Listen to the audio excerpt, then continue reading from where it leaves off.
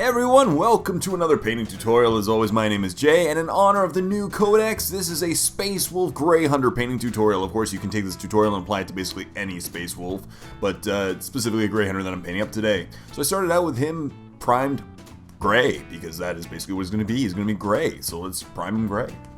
And then I base coated him with an airbrush just to save a little time with the FANG, which is a dark bluish gray, and it'll be the gray foundation for his armor. Now I like to keep the armor a little darker than most people, which you'll notice. So then I applied at a 45-degree angle with my airbrush the RUSS gray, which is the next color of gray on the miniature. And that's basically going to be the color of the armor. I'm going to darken it and highlight it in little places, but I like the RUSS gray as opposed to FENRESIAN gray, which is a lot of people like.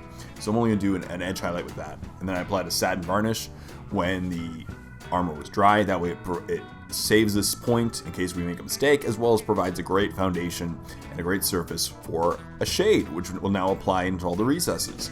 So I applied Nuln Oil, which is a black shade, into all the recesses. If you want a little bit lighter of shades and you want a more bluish tint, I'd recommend a 2-to-1 mix of Nuln Oil and Drakenhoof Nightshade, but I just wanted to keep the black in there, so I went with Nuln Oil and just applied it to the recesses, and because I applied the varnish earlier, I can just apply this directly to the recesses, and if I make a little mistake, I can wipe it away with a dry brush or my thumb or anything. You notice that.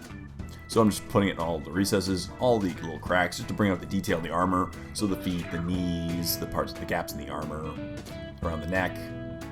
As I said, just to give it a little more definition. I don't want it to be a one-dimensional look. Of course, we already have, the shading provided by the airbrush, but now it just adds a little bit more detail to these armor parts.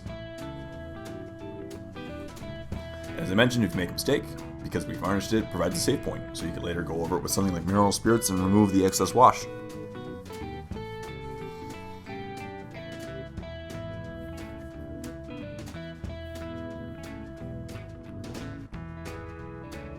And now it's just putting into the recesses and those little gaps.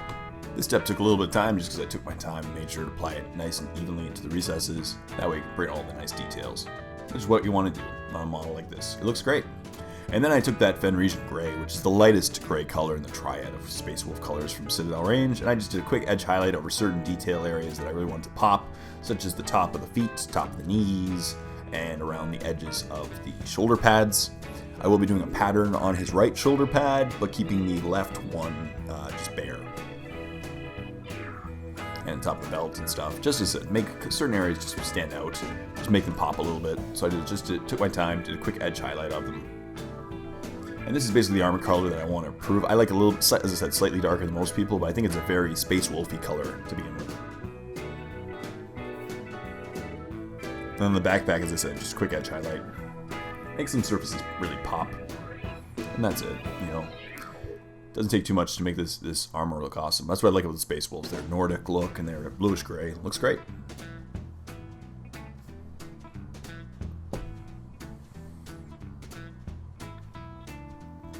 And when the armor was complete, I started on the metallic areas, which is the sword and the gun and the gap in the parts of the backpack with lead belcher, because lead belcher is the darkest silver, and that's what we should use.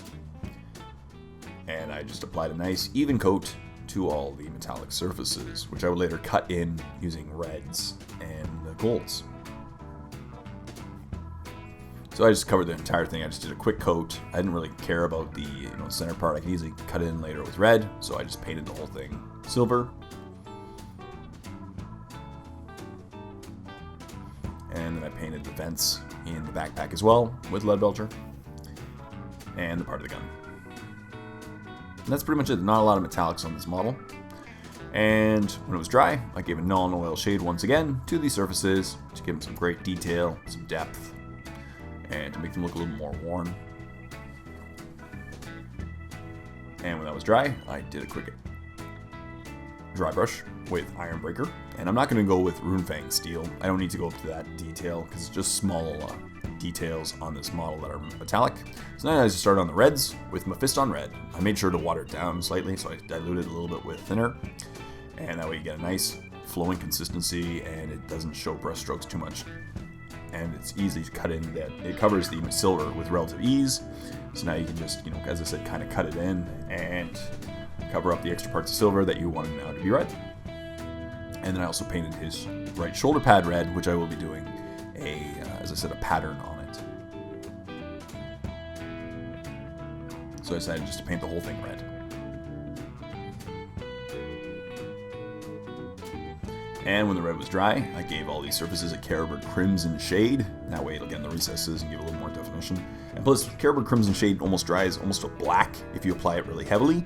So especially on the shoulder pad, it'll get along the edges and just give that really nice dark texture to it. And when it was dry, I did a first highlight with Evil Sunz Scarlet. Once again, I thinned it down a little bit to not, show too many brush strokes on these surfaces because I'm applying a lot of layers to them.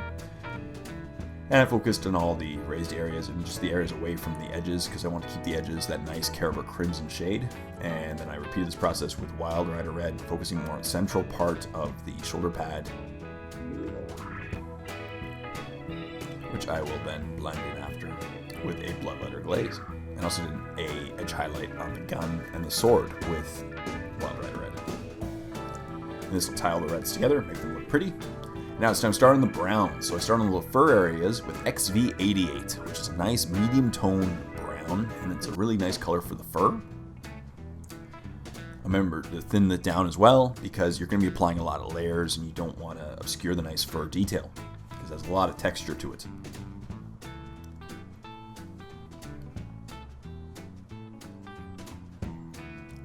And then I just did the same thing on the fur parts in the back.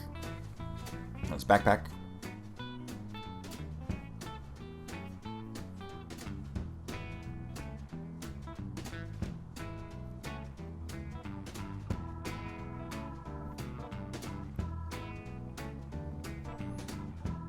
Just made sure to take my time and keep it clean. And when it was done, I applied an Agrax Earthshade to these surfaces. Since it's a brown fur, you might as well apply a brown shade to get in the recesses and bring out that texture. I didn't even thin it down. I wanted to keep some really dark recesses. That way you have that nice fur texture to it. And when it's dry, I started on a dry brush. And what I'm going to do is I'm going to build a gradient from the bottom being the lightest to the top being the darkest. So I started with XV88 just by itself. And I dry brushed the whole surface. And then the following dry brushes, I started at the bottom and worked my way upwards. And of course, I didn't go as far as I did the previous step. So I started with a 2:1 ratio of XV88 to Shabty Bone. So I'm just going to slowly lighten up XV88. And then I did a 1:1 ratio of XV88 to Shabty Bone. So I'm just adding more Shabty Bone to the mix. Repeated this process, working my way upwards, not going as far as I did the previous step. So I'm just dry brushing and building up a gradient of colors upwards. And then finally, just do Shabty Bone by itself at the very bottom. And now we have a nice gradient of fur colors. Excellent. For the gaps in the armor and the pupils of the eyes, I used Gray Liner. Gray Liner is a great, really dark matte gray from Reaper. And I prefer that over the black because it actually adds a lot more definition to it. When the light hits it, it appears light gray, but the recesses will appear black. And then I just drew out a triangle pattern on the shoulder pad and then filled it in with the gray liner. Once again, you'll see it when the light hits it, it appears gray. When it's in shadows, it'll appear black. So it has some great tone variation to it. And I'm just filling in the triangles at the bottom. And now the pattern on the shoulder pad is done. For the golds, I decided to go with a rich gold because he might be rich. You know, he's a space wolf. He likes his gold. So I decided to go with rich gold, a really nice, beautiful gold color from the Vallejo Liquid Gold range. And it just goes on so nicely after a single application. It's so bright, has a great shine to it, and it'll look really nice in contrast to the dark bluish gray armor of the Space Wolf. And I just did his shoulder pad parts, all the symbols on his body,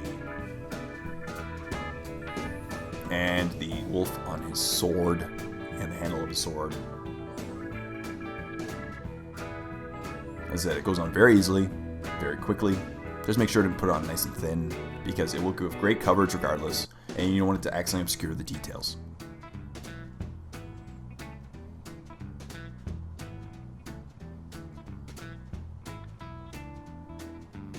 And that was done.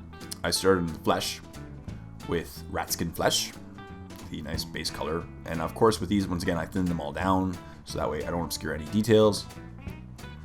So first rat skin flesh just to provide the foundation for the skin. And then I went over it with Bestigor flesh before proceeding the shade because I didn't want the shade to be too dark in the recesses. So I went over all the surface with Bestigor flesh. Then a quick watered down, I did a 1-to-1 mix of Requiem Flashlight to water. That way to get in the recesses, but not, round them up too much. When that was dry, I did an overbrush with Best Decor Flash, focusing on all the raised areas, leaving the recesses the nice Requiem Flash shade. And then picked up on certain details such as the eyebrows, the forehead, the lips, the nose with a 1-to-1 mix of Best Decor Flash and UNGOR Flash, and then finally UNGOR Flash to finish it all out and give that nice skin tone to the head. For the hair, I went with a 3-to-1 mix of Troll Slayer Orange and XV88. That way the XV88 tones down the Troll Slayer Orange. It doesn't make it as pylon orange as it was before. It makes it a little more browny of an orange, which is what we're going for the hair. Gives great coverage over the blue, and it's that great Space Wolf orange hair color that everyone loves so much.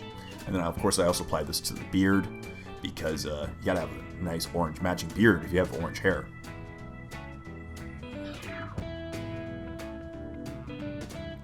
And then I painted the band for the hair, Mournfang brown. And for the eyes, as I mentioned, I did this off camera. I painted them with a white scar and then did a gray liner pupil. And then I applied a watered down Agrax Earth shade to the Mournfang brown band and the hair. And that's it. And now you know how I painted it up. This Space Wolf Gray Hunter, using the standard Citadel color scheme, I think he turned out really nicely. And he's going to look awesome on the tabletop. I think this is a really quick scheme that you can use to paint up your Space Wolves, and they will turn out awesome because, as you said, he looks pretty good.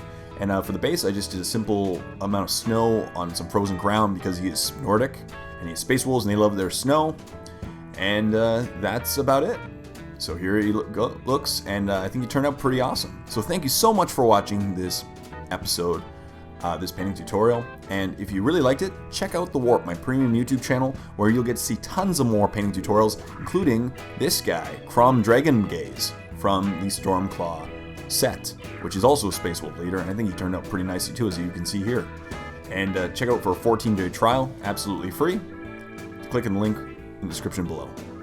Until next time, this is Jay saying, thanks for watching, and happy painting.